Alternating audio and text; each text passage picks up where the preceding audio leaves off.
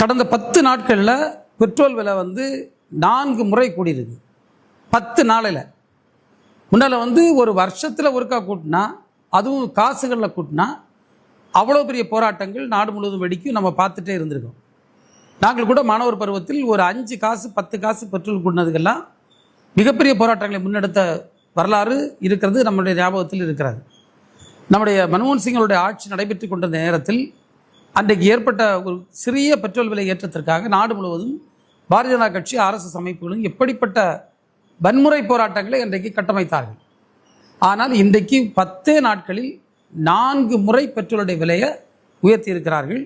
இது நம்ம பொதுமக்கள் மிக தெளிவாக பார்க்க வேண்டும். இப்போ இவ்வளவு அவசரப்பட்டது விலை உயர்த்தலுக்கு தேவை இருக்கா? இன்றைக்கு இந்தியாவில் இருக்கக்கூடிய பெட்ரோலிய நிறுவனங்கள் 2015 2025 குறிப்பிட்ட இந்த 10 ஆண்டு காலத்தை நம்ம பார்த்துக்கிட்டோன்னா சுமார் 5 லட்சம் கோடிக்கு மேல் லாபம் ஈட்டி இருக்கிறாங்க. அதான் இதில் ஒரு பெரிய விஷயம். சுமார் 5 லட்சம் கோடிக்கு மேல் லாபம் ஈட்டியவர்கள் இப்போ இவ்வளவு அவசரப்பட்டு விலை உயர்வை செய்ய வேண்டிய அவசியம் என்ன? ஏற்கனவே நமக்கெல்லாம் தெரியும், உலக சந்தையில் இந்த வார் வருவதற்கு முன்னால் கச்சா எண்ணெய் எந்த விலைக்கு இருந்தது. அந்த விலையே $22 இருந்ததாக நம்ம டேட்டா சொல்லுது.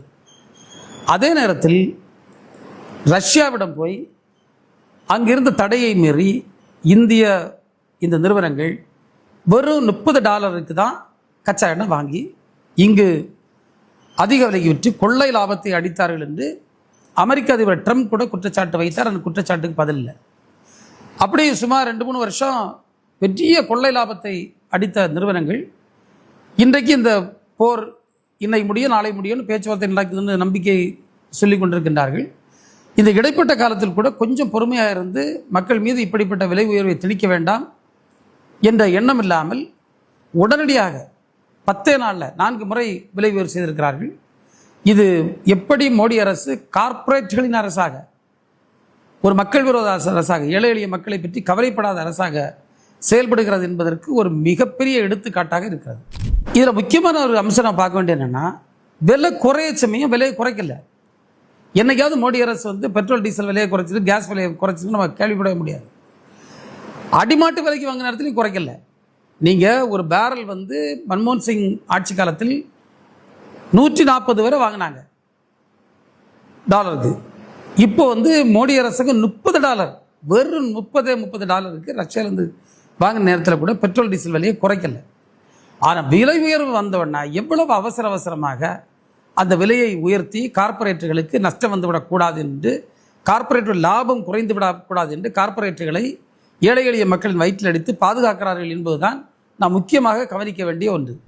இப்போ பெட்ரோல் விலையை நம்ம பெட்ரோல் விலைன்னு பார்க்க முடியாது. பெட்ரோல்னால காய்கறி விலை, சாதாரண அரிசி விலை, பருப்பு விலை, நம்ம உபயோகிக்கக்கூடிய அத்தனை பொருட்களுடைய விலை, அன்றாட நம்முடைய செலவினங்கள் எல்லாமே உயரும். அப்போது ஒரு சாதாரண மனிதனுக்கு இந்த பெட்ரோல் விலை என்பது அவருடைய வாழ்க்கையில் ஒரு பெரிய தாக்கத்தை ஏற்படுத்தும். அவன் சம்பாதிக்கக்கூடிய பணத்தை அவன் சேமிக்க முடியாது. இந்த பெட்ரோல் நிறுவனங்களுடைய நஷ்டத்தை ஈடுகட்ட தான் அவன் கொடுத்துக்கிட்டு கையை விரித்து விட்டு சும்மா இருக்க வேண்டிய சூழல். அரசுகளுக்கு நஷ்டம் வரும். ஒவ்வொரு அரசாங்கமும் இதனால் பெரிய அளவில் பாதிக்கப்படும்.